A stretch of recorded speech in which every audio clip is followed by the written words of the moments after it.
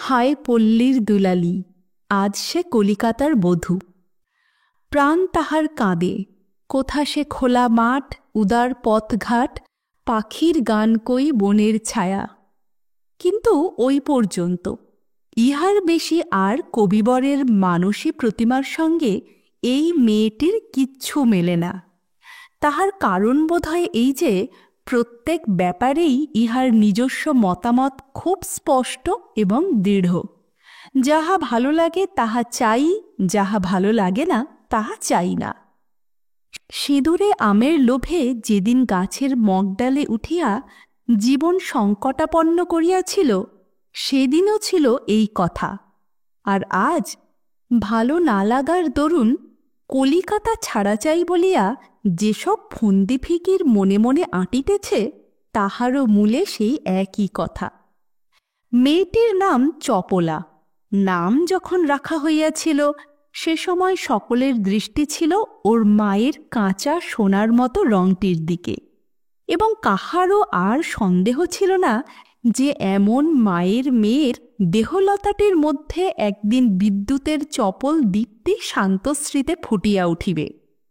মেয়েটি যেন তাহার স্বভাবসিদ্ধ অবাধ্যতার বশেই সবাইকে এই দিক দিয়া নিরাশ করিয়া দিল। কোণে দেখানোর সময় বাপ পরিচয় দিয়াছিলেন, বড় শান্ত লক্ষ্মী মেয়ে আমার। এ কিন্তু বড়াই করে বলছি না, বাড়ির বাইরে পা দিতে জানে না, কলকাতায় বিয়ে হবার জন্যই যেন তৈর হয়ে জন্মেছে। আগাগোড়া বানানো কথা। ওর বাড়ি ছিল সদর রাস্তা, বনবাদার, দিঘির ধার। এখন সেখান হইতে তাহারা সর্বদাই ওকে যেন কান্নার সুরে ডাকিতে থাকে। আদুরে দুষ্টু মেয়ের যত অত্যাচারের দাগ স্নেহের পরতে পরতে আঁকা আসন্ন বিচ্ছেদের সময় সেগুলো রাঙাইয়া ওঠে। তবুও মেয়ের বাপ তাহাকে বলিতেই হয়। বুঝেছেন কি না, আমার মার মতন শান্ত মেয়ে দুটি পাবেন না। এ কিছু নিজের মেয়েই বলে বলছি তা নয়। প্রবঞ্চনা ধরা পড়িতে অবশ্য দেরি লাগে নাই। শ্বশুর আপিস হইতে ফিরিয়া বাড়ির চৌকাঠ ডিঙাইয়া সঙ্গে সঙ্গেই ডাকেন, কই গো আমার শান্তশিষ্ট মাটি, কোথায় গেলে? চপলা যেমনভাবে যেখানেই থাকুক লঘু গতিতে আসিয়া হাজির হয়। লঘু গতি কথাটা মোলায়েমভাবেই বলা গেল। আসলে শ্বশুরের এই ডাকটিতে কলিকাতার এই অষ্টাবক্র বাড়িখানি হঠাৎ চপলার পক্ষে ঋজু সরল হইয়া যায়। কঠিন বিলাতি মাটির মেঝে বেলপুকুরের দেশি মাটির মতো পায়ের নিচে পরম স্নিগ্ধ মিঠা হইয়া ওঠে।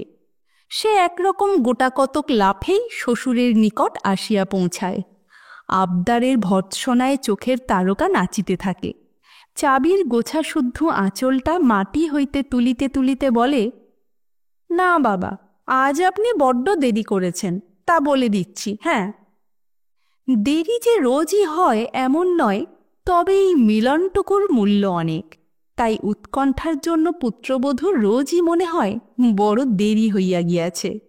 তারই রোজ অনুযোগ। শ্বশুর রোয়াকে নির্দিষ্ট ইজি চেয়ারটিতে দেহখানা এলাইয়া দেন। বধূ পাখা আনিয়া হাওয়া করে, পায়ের কাছে বসিয়া জুতার ফিতা খুলিয়া পা দুইখানি খড়মের উপর বসাইয়া দেয়। চাদর খুলিয়া জামা নামাইয়া ঝাড়িয়া ঝুড়িয়া রাখে। ধীরে ধীরে এই সব চলে আর গল্প হয়, ঠিক হলো বাবা, বড্ড যেন দেরি হয়ে যাচ্ছে, আমার আর মোটেই ভালো লাগছে না আপনার এই কলকাতা। হ্যাঁ, আর দেরি নেই মা, একটা বাড়ি ঠিক হয়েছে, খালি হলেই আমরা উঠে যাব।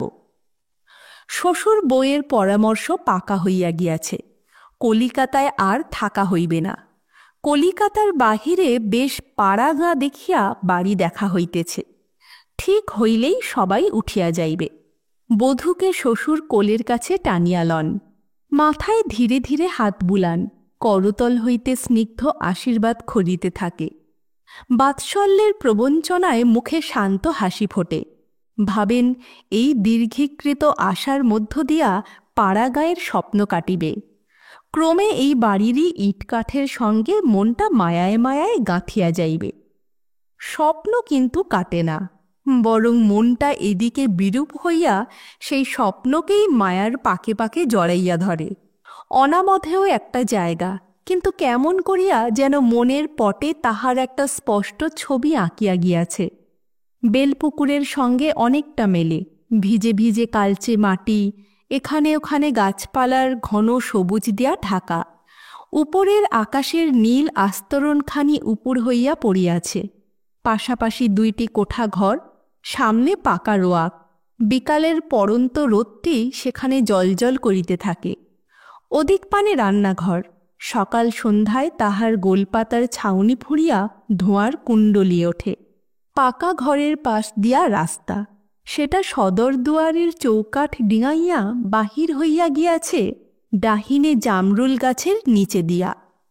বাঁয়ে কাহাদের পুকুর, তাহার পুরনো ঘাটের শেষ রানায় কাহাদের ঘোমটা টানা বউ বাসন মাজে। তাহার শাড়ির রাঙা পাড় আর ছোট রাঙা ঠোঁটের মাঝখানে নোলকটি দুলদুল করে। কে সমবয়সী আসিল, বউ হাতের উল্টা দিক দিয়া ঘোমটা উঁচু করিয়া হাসিয়া কথা কয়। আরও কিছু দূরে লতা জড়ানো পুরানো আমগাছের দুই পাশ দিয়া রাস্তাটা ফিরিয়া দুই দিক দিয়া বাহির হইয়া গিয়াছে। আমগাছের শিকড়ের কাছে ইট নুড়ি খোলামকুচি, রাংচিত্রের পাতার ছড়াছড়ি, তাহার সঙ্গে সঙ্গে ছোট ছোট পায়ের দাগ। মনটি এইখানে আটকাইয়া যায়, যেন নিজেকেই দেখা যায় গাছের তলায় লুব্ধ দৃষ্টিতে চাহিয়া আছে। অন্যমনস্কতা হইতে হঠাৎ সজাগ হইয়া বধূ হাসিয়া বলে, তা বলে আপনি যেন ভাববেন না বাবা আমি কচি মেয়েদের মতো পাড়ায় পাড়ায় খেলাঘর রচে কাটাবো, সে ভয় আপনার একটুও নেই বলে দিচ্ছি, কিন্তু দেরি করলে হবে না। হ্যাঁ, মন ভুলাইবার দিকে স্বামীর চেষ্টারও ত্রুটি নাই। ছোট বোন ক্ষান্তমণির উপর হঠাৎ অত্যধিক স্নেহপ্রবণ হইয়া পড়িয়াছে। বলে, খেন্তি, চিড়িয়াখানায় একটা নতুন জন্তু এসেছে, যাবি নাকি দেখতে? ক্ষান্তমণি উৎসাহের সহিত বলে, হ্যাঁ যাব। তারপর হঠাৎ একটু সংকুচিত হইয়া মিনতি করে, একটা কথা রাখবে দাদা? কি কথা আবার? বৌদিদিকেও। আর শেষ করিতে সাহস করে না। হ্যাঁ, অত লোকের ঝক্কি বওয়া সে আমার কুষ্ঠিতে লেখেনি।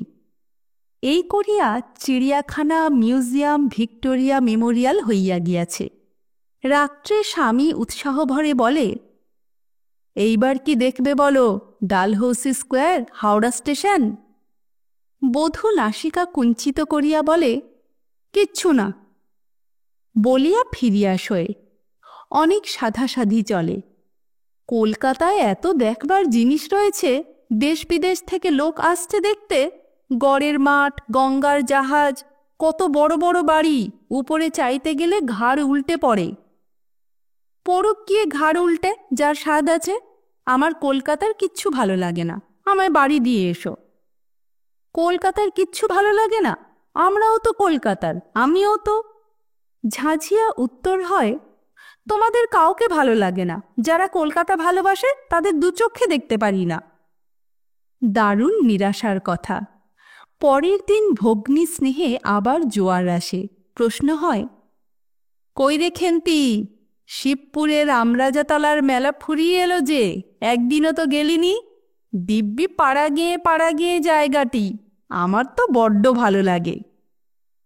আজ 3 বৎসর দাদার খোসামত করিয়া ফল হয় নাই। বলিলেই অজ পাড়াগাঁ এঁদো ডোবা বলিয়া নাক সিটকাইয়াছে। আজ বিধি অত অনুকূল। ক্ষান্তমণি হাতের কাজ ফেলিয়া ছুটিয়া হাজির হয়। হ্যাঁ দাদা, যাব। আরেকটি কথা শুনবে দাদা? বৌদিদিকেও নিয়ে চলো, আমার দিব্যি। আহা বেচারি গো, পাড়াগাঁয়ের কথা বলতে বলতে আত্মহারা হয়ে ওঠে। দাদা রাগিয়া বলে, ও আপনি পায় না, আবার শঙ্কররাকে ডাকে, ওই জন্য কোথাও তোকে নিয়ে যেতে ইচ্ছে হয় না। রামরাজা কি বেতাই চণ্ডীতলা হইতে ফিরিয়া ফল হয় উল্টা। পিজরার পাখি একবার ছাড়া পাইয়া আবার পিজরায় বন্ধ হইলে যেমন অতিষ্ঠ হইয়া ওঠে, মেয়েটির অবস্থা হয় সেই রকম। প্রাণটা আইঢাই করে। প্রতি মুহূর্তে বেলপুকুরের কোনো না কোনো একটা ছিন্ন দৃশ্য চোখের সামনে ভাসিয়া ওঠে। কথায় কথায় ভুল হয়, ঝিকে ডাকিতে বাপের বাড়ির দাসী পদী পিসির নাম মুখে আসিয়া পড়ে। ননদকে ডাকিতে বাহির হইয়া পড়ে সই। ননদ দুই একবার ভুলটা ভুলের হিসাবেই ধরে শেষে এই যে আসি সই বলিয়া হাসিতে হাসিতে সামনে আসিয়া দাঁড়ায়। বলে, মরণ, বলি তোমার কি হয়েছে আজ? দাদা এলেই বলবো তোমার বুনো হরিণকে বনে ছেড়ে দিয়ে এসো। বন্য মৃগ নিজেই সে ব্যবস্থায় তৎপর হইয়া ওঠে। কলিকাতায় থাকা চলিবে না, কোনো মতেই নয়। শ্বশুরকে বলে, আমি বলছিলাম বাবা। হ্যাঁ বলো মা। এই বলছিলাম, মাস তিনেক পরেই তো আপনি কাজ নিয়ে কমাসের জন্য ঢাকা চলে যাবেন। এর মধ্যে আমাদের আর নতুন বাসা করে কাজ নেই। আপনারও অসুবিধে বাবা, আর বাসা বদলির একটা হিড়িকও তো কম নয়, খরচও এতগুলি এই মাগ্গি গন্ডার দিনে। শ্বশুর নিজের চিকিৎসার এরকম আশু সাফল্যে উল্লসিত হইয়া ওঠেন। শুধু পাড়া গাঁয়ের নেশা কাটিয়া যাওয়া নয়, সঙ্গে সঙ্গে গৃহিণীপনার গাম্ভীর্য আসিয়া পড়া একেবারে। বধূর মাথাটি বুকে চাপিয়া বলেন, ঠিকই তো মা, দেখো তো কথাটা আমার মাথায় ঢোকেনি।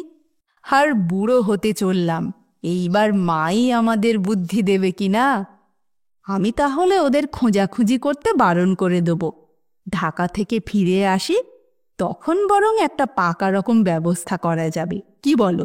হ্যাঁ বলিয়া শ্বশুরের বুকে মাথাটি আরও গুঁজিয়া দেয়। ক্ষণেকের জন্য বোধহয় একটু দ্বিধা আসে, সেটুকু কাটাইয়া ধীরে ধীরে আরম্ভ করে, তাই বলছিলাম বাবা। হ্যাঁ মা, বলো বলো। এই বলছিলাম, ততদিন না হয় আমাকে একবার বেলপুকুরেই রেখে আসুন না। রোগটা মজ্জাগত।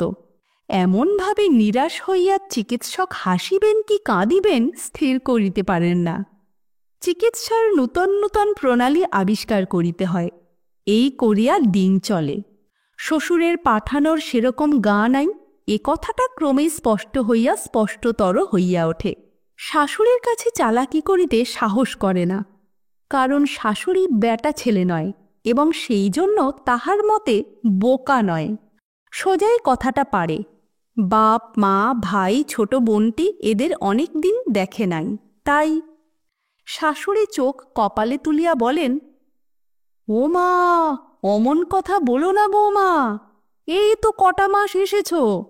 আমি সেই মোটে 9 বছরের মেয়েটি শ্বশুর ঘর করতে এলাম, আর ঝাড়া 3টি বছর কাটিয়ে। চপলারও আশ্চর্যের সীমা থাকে না, বলে, এই কলকাতায় মা? পোড়া কপাল, কলকাতা কোথায়?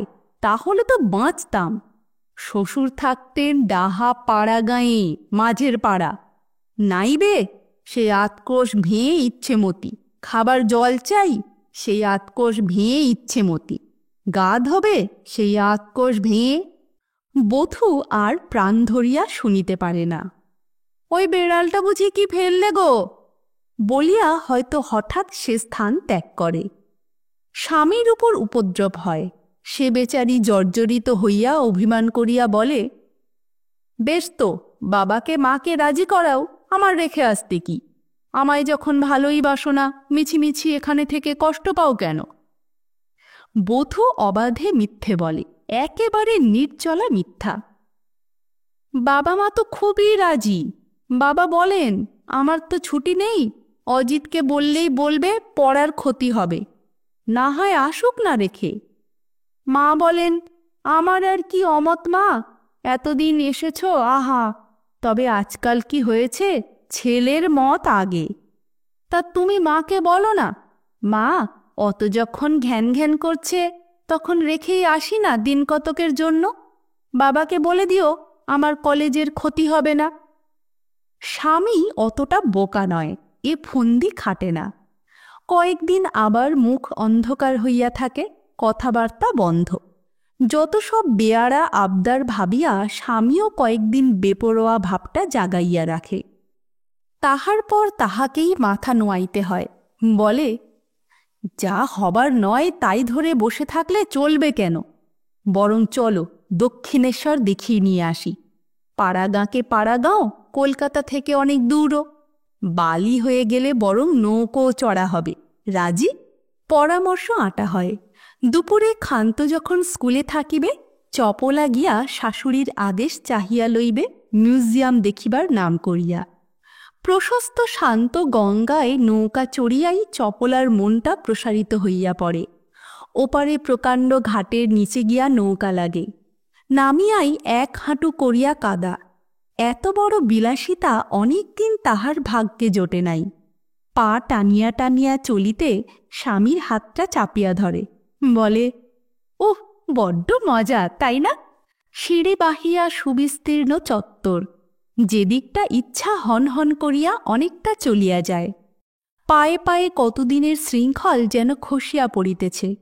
মন্দিরে ওঠে, সুগঠিত সৌম্য মূর্তির সামনে মাথা নোয়াইয়া পড়িয়া থাকে অনেকক্ষণ। কিছুই প্রার্থনা করে না, পড়িয়া থাকার মুক্ত অবসর, তাই পড়িয়া থাকে। গঙ্গার ধারে ধারে পরিষ্কার চওড়া রাস্তা, ঘন আমগাছের মস্ত বাগান, পাতার গাঢ় সবুজে যেন অন্ধকার হইয়া গিয়াছে। পিছনে আয়ত পুষ্করিণী, বেলপুকুরের দিঘির মতো, একটু ছোট এই যা। ক্রমাগত ঘোরে একটি মুক্ত বেগচঞ্চল প্রাণ প্রতি মুহূর্তে দেহতটে আসিয়া উচ্ছ্বলিত হইয়া পড়ে।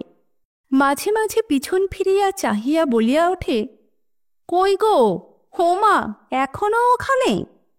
পুকুর ঘাটে আসিয়া বসিল, পা দুলাইতে দুলাইতে পাশের লতাগুল্মের সঙ্গে স্বামীকে পরিচিত করিয়া দিতে লাগিল।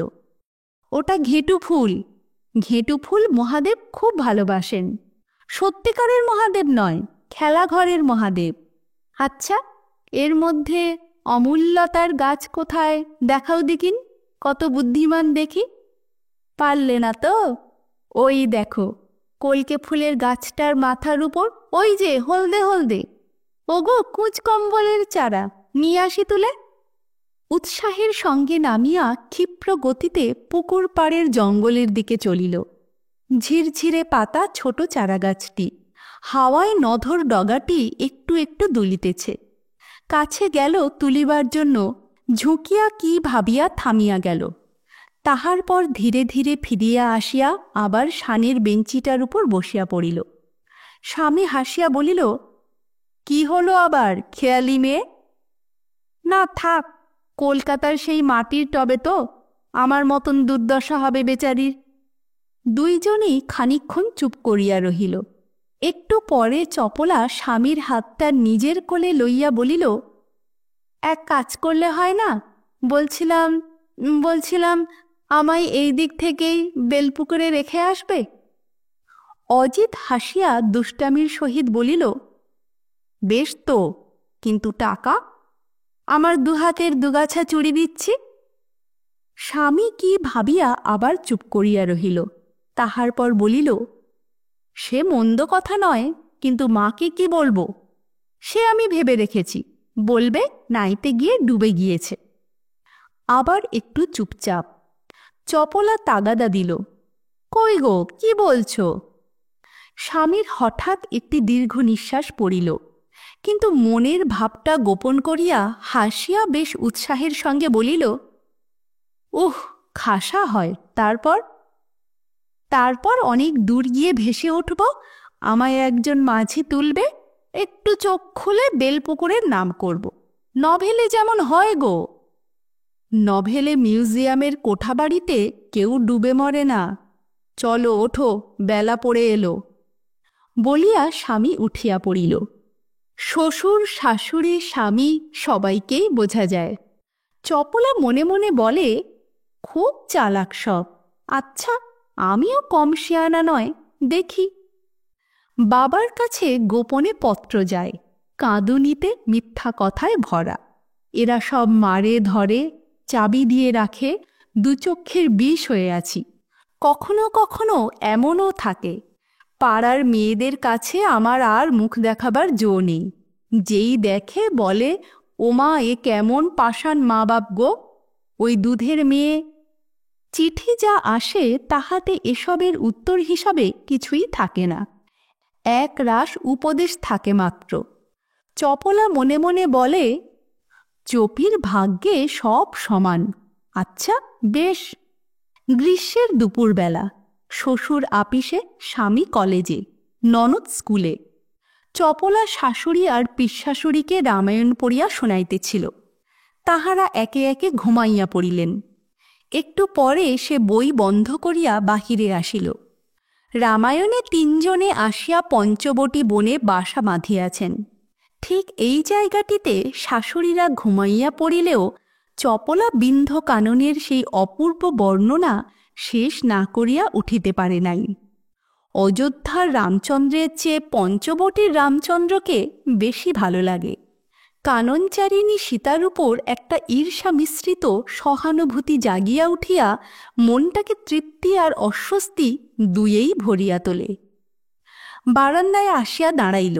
চাওয়া যায় না, মনে হয় সারা কলিকাতায় যেন আগুন লাগিয়াছে। উঁচু নিচু লক্ষ্য বাড়ির দেওয়াল বাহিয়া, ছাদ ফুঁড়িয়া শিখা লকলক করিয়া উঠিতেছে। কি একরকম সাদাটে নীল আগুন, যাহাতে একটু ধোঁয়ার স্নিগ্ধতা নাই। এই সময় বেলপুকুরের কথা বেশি করিয়া মনে পড়ে। দিঘির পাড়ে সেই অন্ধকার সপ্তপর্ণী গাছের তলা, কালো জলের উপর তরতরে ঢেউ। চিঠি আছে। সঙ্গে সঙ্গে সদর দরজায় পিয়নের মুঠির ঘা পড়িল। চপলা তাড়াতাড়ি নামিয়া যাইতে যাইতে দরজার ফাঁক বাহিয়া একখানি পোস্টকার্ড উঠানে আসিয়া পড়িল। বাবার চিঠি, শ্বশুরকে লেখা। পড়িল। মামুলি চিঠি, তাহার বিশেষ উল্লেখ নাই। আশা করি বাড়ির সর্বাঙ্গীন কুশল, এর মধ্যে আর মামুলি আশীর্বাদে সে যতটুকু আসিয়া পড়ে। স্বামীর পরিবার ঘরে গিয়া বসিল। এটা সেটা লইয়া খানিকটা নাড়াচাড়া করিয়া আবার বাবার চিঠিটা লইয়া পড়িল। বাবার চমৎকার লেখা।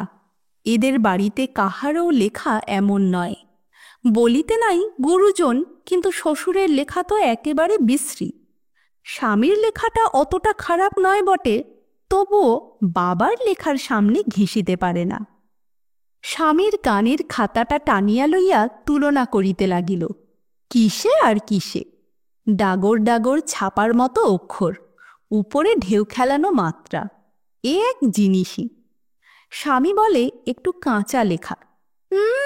কি সব পাকা পাকা লেখা রে নিজেদের! লেখার দিকে বাবার ঝোঁক ছিল বড্ড। চপলাকে লইয়াও অনেকটা চেষ্টা করিয়াছিলেন। একেবারে বাবার মতো লেখা হওয়া বরাতের কথা, তাহা হইলেও স্বামীকে সে খুবই হারাইয়া দিতে পারে। লেখার কথাতেও বেলপুকুর আসিয়া পড়ে। বাবা মায়ের মধ্যে তর্ক হইতেছে। বাবা বলিতেছেন, চপির লেখা দেখেই তো ওর শ্বশুর পছন্দ করে ফেললে। মা বলিতেছেন, আর অমন চোখ মুখ গড়ন বুঝি কিছুই নয়। আজকাল শ্বশুরবাড়িতে নানা মুখে প্রশংসা শুনিয়া মায়ের গুমরের চোখ মুখ গড়ন সম্বন্ধে একটু কৌতূহল হইয়াছে। একটা সজ্ঞানতা আসিয়া পড়িয়াছে। টেবিলের উপর হইতে হাত আরশিটা তুলিয়া লইয়া প্রতিচ্ছায়ার দিকে চাহিল। হাসি হাসি সলজ্জ, যেন অন্য কাহার চোখ। বাপের বাড়ির আরশিতে এরকম ছায়া পড়িত না। যত চায় চোখ দুইটা যেন লজ্জায় ভরিয়া আসে। ছাই চোখ মুখ, ছাই গড়ন বলিয়া আরশিটা রাখিয়া দিল। অন্যমনস্ক হইয়া কলমটা লইয়া পোস্টকার্ড দেখিয়া লিখিতে লাগিল। অনেক দিন যাবৎ আপনাদের কোনো সংবাদ না পাইয়া ঘাড় নাড়িয়া নাড়িয়া মিলাইতে লাগিল। বেশ একটু আদল আসে বাবার লেখার মতো, তবুও অনেকদিন অভ্যাস ছাড়িয়া গিয়াছে। কিরকম একটা ঝোঁকের বশে লিখিতে লাগিল। অনেক দিন যাবৎ, 2 বার 4 বার 8 বার, 10 বারেরটা অনেকটা মেলে, এখনও আছে তফাৎ। তবে বাপের মেয়ের লেখা বলিয়া দিব্যি চেনা যায় বটে। হঠাৎ কথাটা যেন মাথায় পাক দিয়া ঘুরিতে লাগিল। বাপের মেয়ের লেখা, বাপের মেয়ের লেখা। চপলা আস্তে আস্তে কলমটা রাখিয়া দিয়া জানালার বাহিরে চাহিয়া দাঁতে নখ খুঁটিতে লাগিল। দৃষ্টি স্থির, ভ্রু দুইটি কুঞ্চিত করিয়া খয়েরের টিপটির কাছে একসঙ্গে মিলিয়া গিয়াছে। ক্রমে তাহার বুকের ঢিপঢিপানিটা বাড়িয়া গেল। সমস্ত মুখটা উজ্জ্বল হইয়া উঠিল এবং ঠোঁটের কোণে নিতান্ত অল্প একটু হাসির আভাস ফুটিয়া উঠিল। বাপের মেয়ের লেখা, আর যদি ওটুকু তফাতও মিটাইয়া ফেলা যায়। মাথার মধ্যে একটি মতলব জাঁকিয়া উঠিতেছে। চপলা এক মনে সেটিকে বেশ ভালো করিয়া পরিস্ফুট করিয়া তুলিল। একবার উঠিয়া একটু ঘুরিয়া আসিল। শাশুড়িরা অকাতরে ঘুমাইতেছেন। ঘড়িতে মোটে 1টা বাজিয়াছে। স্বামীর কলেজ বোধহয় আজ 4টা পর্যন্ত, এখনও ঢের সময়। ঘরে আসিয়া পোস্টকার্ডটি সামনে বইয়ের তারার গায়ে হেলান দেয়া রাখিল। তাহার পর কতকগুলা কাগজ লইয়া স্তক শ্রী শ্রী দুর্গা সহায় হইতে শ্রী অখিলচন্দ্র দেবশর্মন পর্যন্ত সমস্তখানি নকল করিতে লাগিয়া গেল। 2টা বাজিয়া গেল, 2:30, 3টা। কপালের ঘাম মুছিয়া মুছিয়া আঁচলখানি ভিজিয়া গিয়াছে।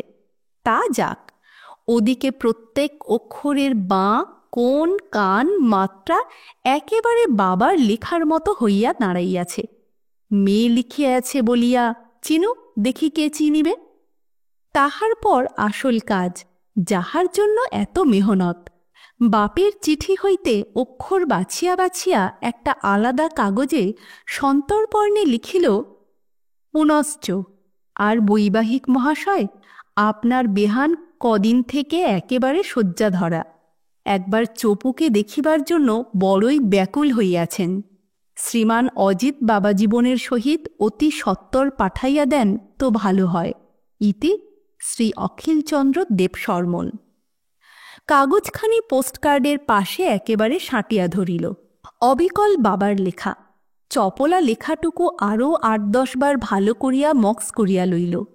তাহার পর সর্বসিদ্ধিদাত্রী দুর্গাকে স্মরণ করিয়া সমস্তটুকু বাবার পোস্টকার্ডের ঠিকানা লেখার দিকে খালি জায়গাটুকুতে সাবধানে লিখিয়া ফেলিল। লিখিয়াই তাহার মুখটা শুকাইয়া গেল। কলমটা রাখিয়া বলিল, ওই যা, ঠিকানার কালির সঙ্গে তো এ কালির মিশ খাই না। উল্টাইয়া পাল্টাইয়া 2 পিঠ তুলনা করিতে লাগিল। না, এ স্পষ্ট বুঝা যাইতেছে আজকের সদ্য লেখা। এ চিঠি দিলেই তো সর্বনাশ, আবার না দেওয়াটাও তো বিপজ্জনক। এখন উপায়? ভাবিতে ভাবিতে সে নিতান্তই বিচলিত হইয়া উঠিল এবং তাহার কাজটা ক্রমে একটা অপরাধের আকারেই তাহার মনে প্রতীয়মান হইয়া উঠিতে লাগিল। ব্যাকুল হইয়া বলিল, এ কি করলে মা দুর্গা? তাহলে লেখাতে গেলে কেন অত করে? চপলার এখনও বিশ্বাস মা দুর্গা নিজের অন্যায়টুকু বুঝিতে পারিয়া হঠাৎ তাহার মাথায় আরেকটু বুদ্ধি আনিয়া দিবেন। সে তাড়াতাড়ি নিজের ঘরে গিয়া বাক্স খুলিয়া একটি চিঠি বাহির করিল। কাল দুপুরে বসিয়া সইকে খানিকটা লিখিয়াছিল, এখনও শেষ হয় নাই। কম্পিত বক্ষে চিঠিটার ভাঁজ খুলিয়া পোস্টকার্ডে বাবার লেখার পাশে ধরিল। এক্কেবারে এক কালি। আশ্বস্ত হইয়া নিজের মনে বলিল, মা যে বলেন ভালো কাজে বিঘ্নি অনেক, তা মিছে নয়। যা, কেটে গেল। বিকেলে আসিয়া শ্বশুর অভ্যাস মতো জিজ্ঞাসা করিলেন, আজ কোনো চিঠি ফিটি এসেছিল গা শান্তমা? চপলা একটু দ্বিধা না করিয়া উত্তর দিল, কই না তো বাবা। একটু পুরনো হইয়া 2 রকমের কালির গরমিল মিটাইয়া চিঠিটা আসিল তাহার পরদিন। উঠানের একপাশেই পড়িয়াছিল। শাশুড়ি তোলেন।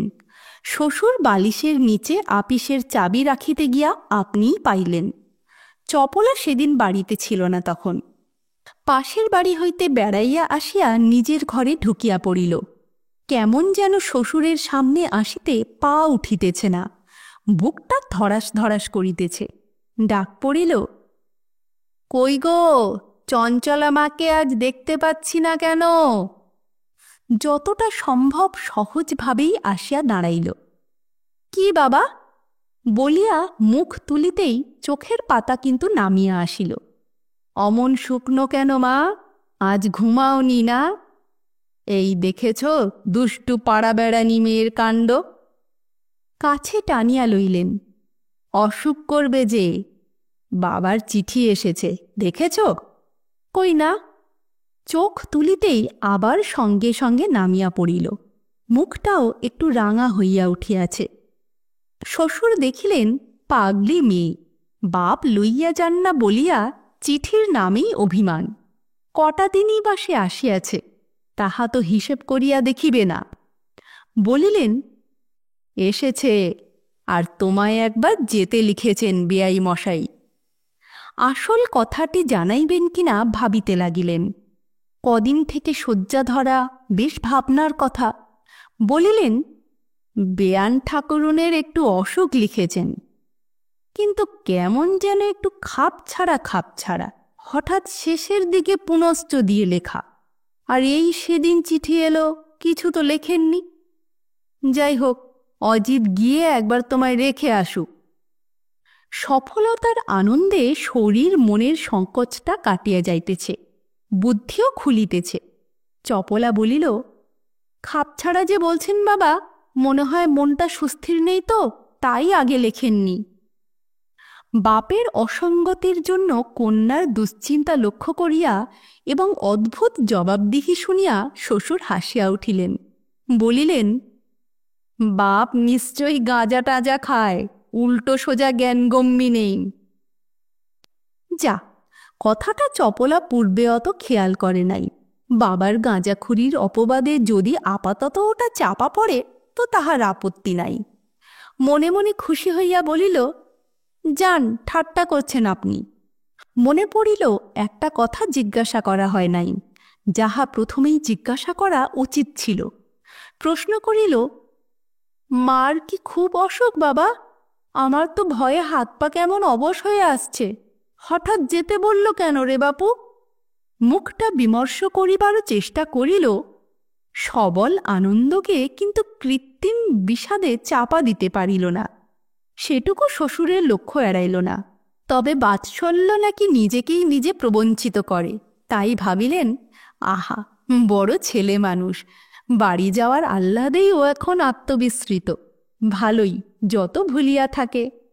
উত্তর দিলেন, না, এই সামান্য একটু জ্বর, তবে দেখতে চাইছেন, দেখে এসো একবার। মুখে সহজ প্রফুল্লতার ভাবটা টানিয়া রাখিবার চেষ্টা। বধূরও লক্ষ্য এড়াইল না। শ্বশুরকে প্রবঞ্চনা করার জন্য একটু অনুতাপও বোধহয় হইল। আহা, বুড়ো মানুষ, তাই গুরুজন। কিন্তু তখনই মনে পড়িল আরও একটু প্রবঞ্চনা করা দরকার। উচিত হিসাবেও আবার ওই গোলমেলে চিঠিটা হস্তগত করিয়া ফেলিবার জন্য। বলিল, কই, চিঠি তো দেখলাম না বাবা, কি লিখেছেন দেখি না একবার। আমি যেন কিছু বুঝতে পারছি না বাপু। শ্বশুর বলিলেন, হ্যাঁ, এই যে। এ পকেট সে পকেট খুঁজিলেন। বলিলেন, কোথায় যে রাখলাম, দেবক্ষণ খুঁজে। ভালোই আছেন, এমন কিছু নয়। যাও, একবার পাঁজিটা নিয়ে এসো দেখিন।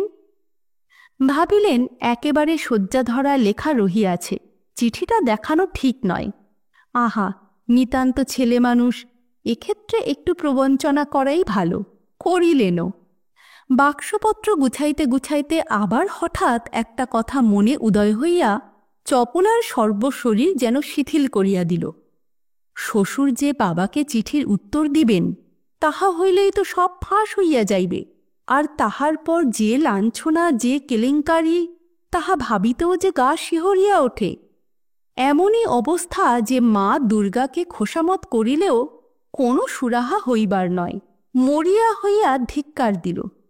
এই ছিল তোমার মনে মা শেষকালে?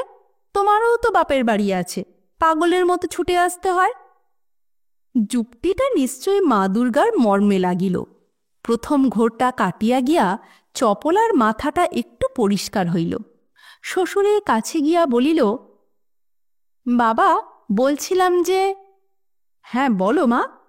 এই বলছিলাম, আপনি বাবাকে চিঠিটা লিখে আমায় দিয়ে দেবেন, আমিও তার উপর দুটো কথা লিখে ডাকে। চিঠি লিখে তো কোনো ফল হবে না মা, তোমরা তো কাল সকালেই যাচ্ছ, তাই ভাবছি। হ্যাঁ বাবা, থাক। একটি স্বস্তির নিঃশ্বাস পড়িয়া বুকটা হালকা হইল। তাই ভাবছিলাম একটা না হয় টেলিগ্রাম। সর্বনাশ! চপলা একেবারে কপালে চোখ তুলিয়া বলিল, টেলিগ্রাম?